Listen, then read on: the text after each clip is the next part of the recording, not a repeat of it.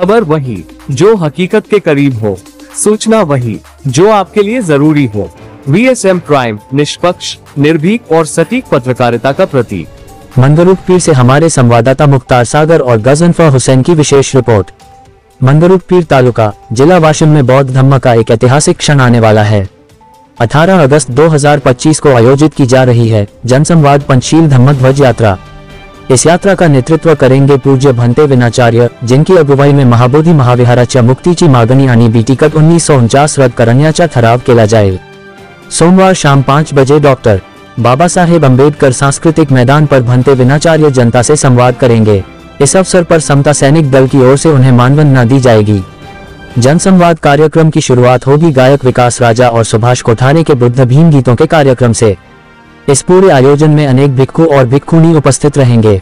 Buddhist समन्वय संघ ने सभी उपासक उपासिकाओं से अपील की है कि वे पांढरे वस्त्र पहनकर और पंचशील ध्वज लेकर बड़ी संख्या में इस ऐतिहासिक धम्म ध्वज यात्रा में शामिल हों।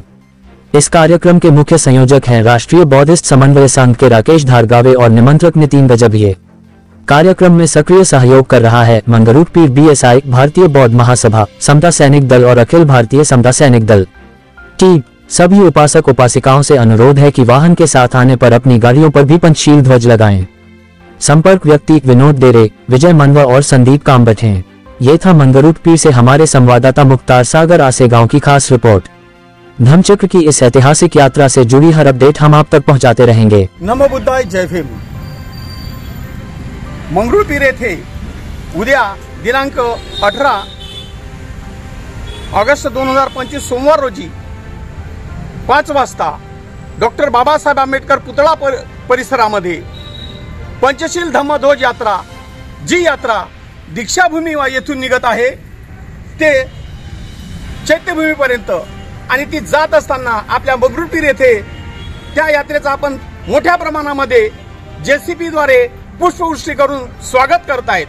तेव्हा सर्व बौद्ध उपासक उपासिका यांना विनंती करण्यात येते की आपण जास्तीत जास्त संख्येने या यात्रे पंचशील धम्म ध्वज यात्रेच्या स्वागतासाठी उपस्थित राहावे।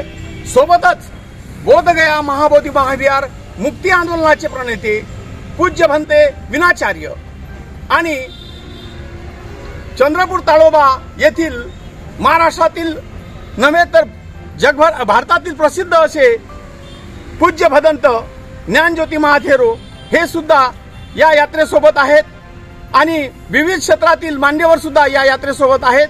समता सैनिक दल, भारतीय बौद्ध महासभा या सगळ्यांच्या संयुक्त विद्यमाने ही यात्रा नागपूर येथून प्रारंभ झालेली आहे 17 तारखेपासून आणि हिचा आपण 18 तारखेला आपल्या मंगरुळ शहरात भव्य दिव्य स्वागत करत आहोत आणि पूज्य भंते विनाचार्य आणि पूज्य भंते ज्ञानज्योती यांचा जनसंवाद आपल्या जनतेशी ते साधणार आहेत। या यात्रेसंदर्भात माहिती देणार आहेत, तरी जास्तीत जास्त उपासक उपासिकांनी याचा लाभ घ्यावा ही विनंती। अशा रीतीने उद्या 18 तारखेला ही जी धम्मध्वज यात्रा येत आहे, ही धम्मध्वज यात्रा कशासाठी आहे तर बोधगया येथील जे महाबोधी विहार आहे, ह्या महाबोधी विहारांचा जो पूर्वीचा केलेला जो काळा कायदा आहे, तो काळा कायदा संविधानाच्या चौकटीमध्ये बसत नसल्यामुळे तो कायदा रद्द करून दुसरा कायदा तयार करून त्यासाठी ते विहार महाबोधी महाविहार हे बौद्धांच्या ताब्यात यावं, यासाठीच उद्याच्या या रॅलीचं धम्मध्वज यात्रा या यात्रेचं आयोजन करण्यात आलेलं आहे। तेव्हा अशा रीतीने आपण सर्वांनी या ठिकाणी उद्याच्या यात्रेमध्ये सर्वजण सहभागी होऊन याच्यामध्ये आपली उपस्थिती दर्शवायची आहे आणि उद्याचा जो दिवस आहे अत्यंत त्या महाबोधी विहारासाठी हे जे आंदोलन छेडलं जात आहे, हे आंदोलन आजच नाही बरेच दिवसपासून अनेक महिन्यापासून हे सुरू आहे आणि यापुढे हे चालूच राहील, हे बंद होणार नाही।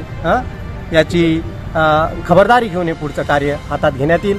जोपर्यंत महाबोधी महाविहार मुक्त होत नाही तोपर्यंत हा लढा चांगल्या जिद्दीने पुढे सुरूच राहणार आहे। अशा रीतीने हे उद्याचं आयोजन होणार आहे।